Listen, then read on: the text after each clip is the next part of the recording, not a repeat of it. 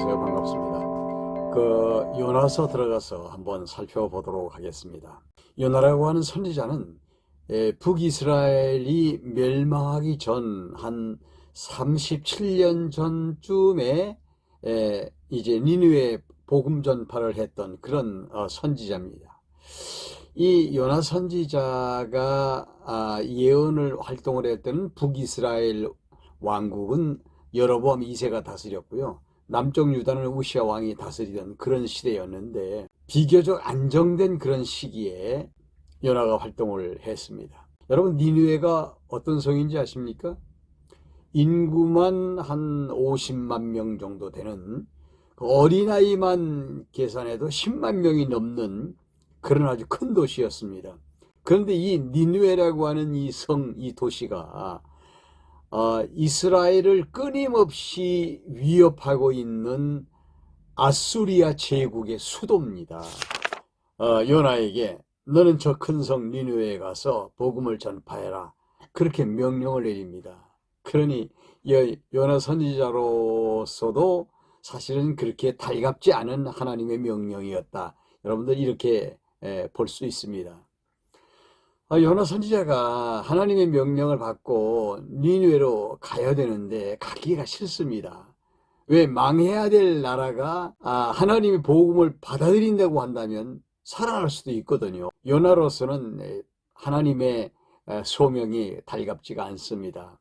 그래서 일단은 하나님께서 요나 선지자에게 너 빨리 가거라 하고 명령을 하니까 욥바라고 하는 항구로 들어왔어요.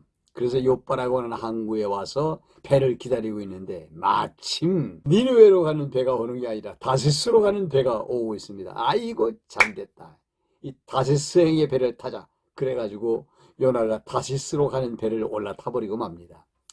그래서 에라, 내가 하나님 명령을 어기니까 내가 하나님하고 얼굴 뵐 수가 없다. 그러니까 아예 배 밑층에 들어가서 잠이나 자자. 그러면서 배 밑층에 내려가서 잠을 자기 시작합니다. 아주 고온하게 잠을 자죠. 이때 바다가 심상치 않습니다. 바다가 막 일렁거리고 바람이 막 세차게 불기 시작하면서 비바람이 몰아치는데 배가 막 완전히 막 흔들립니다. 그때 선장이 나타나서 야, 이거 무슨 일이냐, 이거 큰일 났다, 이러다가는 이게 다 죽겠다. 그래가지고선 배 탄 사람들이 우선 배를 가볍게 하기 위해서 가지고 있는 짐들을 다 바다에다 집어넣어라.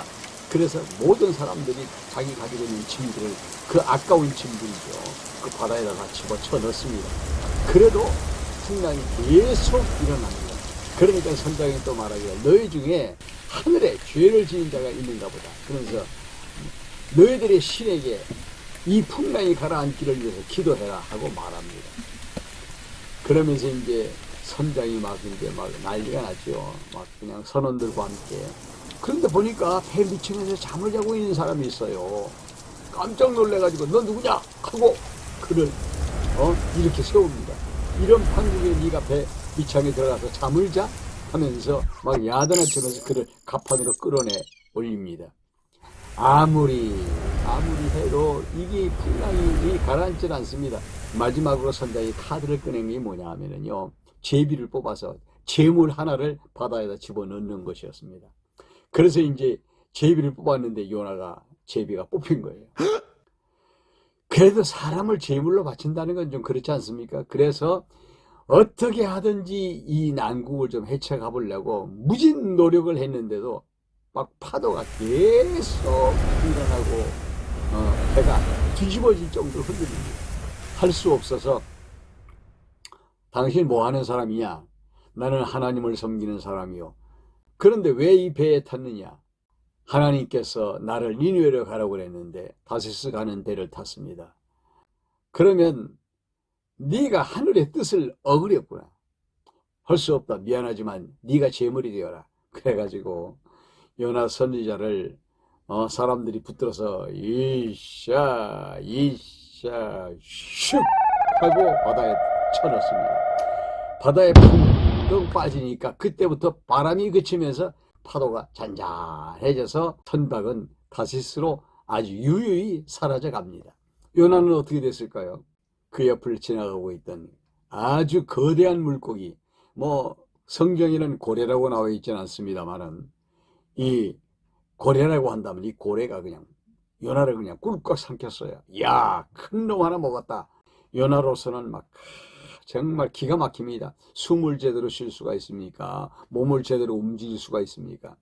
그 속에서 막 살겠다고 막 아우성을 치는데 방법은 딱 한 가지입니다. 기도하는 방법밖에 없습니다. 하나님 살려주십시오.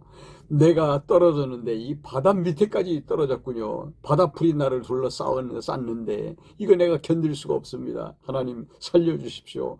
내가 하나님의 성결을 바라보고 있습니다. 살려주십시오. 살려주십시오. 내가 순종하겠습니다. 죄송합니다. 살려주십시오. 그러면서 얼마 동안 사흘 동안을 물고기 뱃속에 들어가서 막 몸부림을 치는데 요나를 삼켜버린 물고기가 요나를 소화시키려고 주물러 대는데 소화가 됩니까? 소화가 안 되잖아요. 하나님께서 야, 너가 소화 안 되지? 그러니까 너가 토해내라. 그래가지고 요나를 니느웨 해변으로 이제 고래를 몰아서 거기서 토하게 만듭니다. 그러니까 다시스로 가던 요나를 고래 뱃속에 집어넣고 고래가 니느웨 쪽으로 가서 니느웨 해변에다 토해내게 만든 거죠. 그래서도 확 토해냈는데 그 요나의 모습이 어떻게 했겠어요? 막 그냥 끈적끈적하고 미끈미끈한 것이 온 몸을 둘러싸고 있죠. 예, 그 몰골이 말이 아닙니다.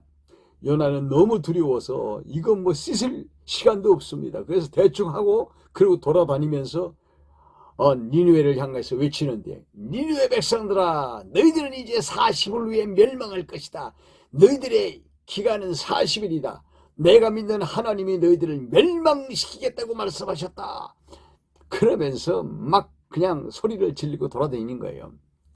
그러니까 니느웨 백성들이 가만히 보니까 어이구 이거 큰일 났어요. 망한다는 얘기예요. 그런데요, 역사적으로 보면 이런 일이 있었어요. 그러니까 BC 765년에 역병이 돌았어요. 니느웨 성에. 그래서 수천 명의 사람들이 죽습니다. 그래서 그냥 니느웨 사람들이 막 이제 간이 조그만해졌어요. 그런데 그 후로 한 2년쯤 있다가 개기 일식이 일어났어요. 일식이 뭔지 아시죠? 태양, 달, 지구 이렇게 해서 이제 일직선으로 있어가지고 지구에 태양이 빛이 들어오질 않는 거예요. 이게 어두워지는 거죠. 갑자기 대낮에 밝다가 갑자기 캄캄해지니까 이 사람들이 한번 역병으로 고생을 했지요. 또 일식으로 뭐 온 천지가 다 캄캄해지죠. 겁이 바짝 난 겁니다. 이거 큰일 났구나, 큰일 났구나. 그러던 차 한 2년쯤 후에 요나가 망한다고 소리를 지르니까 바짝 긴장했던 니느웨 백성들이 살려달라고 누가 하나님이 누구냐? 여호와다. 그래, 여호와여 살려주시옵소서, 살려주시옵소서. 백성들이 막 난리를 치는데 밥 먹는 것도 다 잊어버리고 막 금식을 하면서 막 짐승들에게도 밥을 안 주면서 막 기도하는데 왕이 또 금식을 하면서 아예 땅바닥에 엎드려 재에 앉아가지고 하나님 살려달라고 기도를 합니다. 이런 지경이 벌어진 거예요.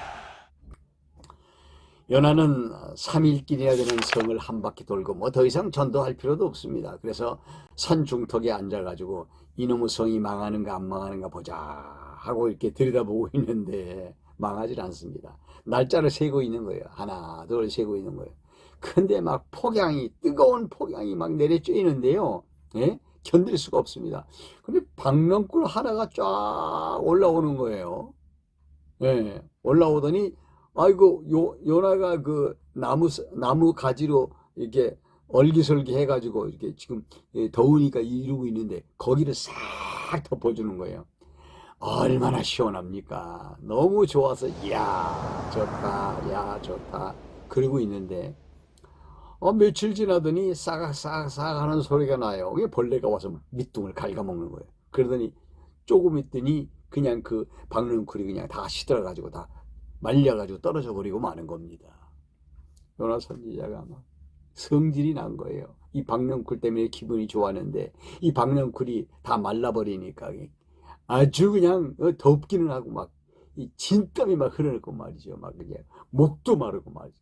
그 고통 속에서 막 요나가 소리를 지르는 거예요. 아, 살만이 없다. 죽고 싶다. 죽어버려야 된다.